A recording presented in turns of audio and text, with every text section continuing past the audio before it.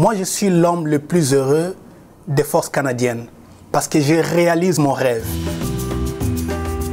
Je suis matelot-chef Lokombe, je suis steward et je travaille pour l'amiral Benz depuis les 2 dernières années.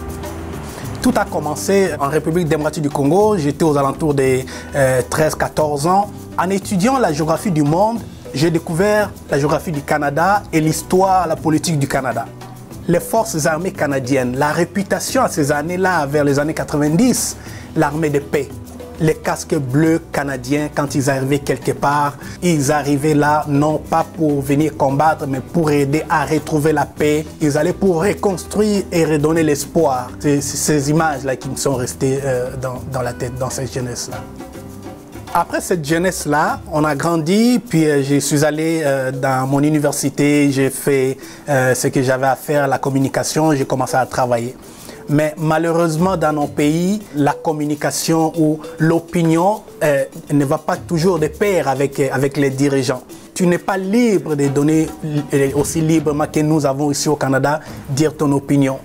Et ça m'a causé des problèmes où j'ai été obligé de quitter brusquement le Congo. Je me suis retrouvé au Zimbabwe. Et au Zimbabwe, c'est un pays... à l'époque, le président Mugabe qui collaborait entièrement avec le président Kabila au Congo, j'ai été arrêté. Pour le même problème que j'ai fouillé le Congo, j'ai été arrêté au Zimbabwe.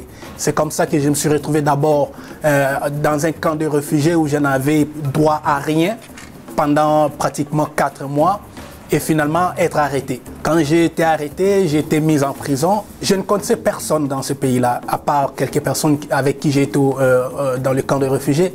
Tu es dépaysé, tu ne connais personne, tu te retrouves dans une grande prison où c'est pratiquement l'enfer. Moi, je dis toujours que je n'irai plus en enfer parce que j'ai vécu mon enfer. Ça, c'était mon enfer. Et après 4 mois, j'ai refusé à manger. J'ai commencé la grève de faim. Et cette grève de faim, le dernier que j'ai fait, ça a pris 6 jours. Après 6 jours, parce que moi j'étais prêt à partir, j'étais prêt à mourir, j'ai eu la visite du représentant du Haut Commissariat pour les réfugiés en prison, qui est venu me voir. Et tout de suite, il a contacté plusieurs ambassades pour essayer de voir si on pouvait m'aider. Et le premier ambassade qui a répondu, c'est l'ambassade du Canada. Tout de suite, quand l'ambassade du Canada a pris le dossier, ils m'ont dit, nous allons te sortir de là. Et l'espoir est revenu. J'ai commencé psychologiquement à revivre jusqu'à la sortie de ma prison le 27 août 2001. Le Canada m'a sorti de la mort. C'est une deuxième vie que je vis ici. Aujourd'hui, la plus grande fierté que j'ai, je porte le drapeau du Canada. Je vis beaucoup plus heureux que le simple fait de travailler.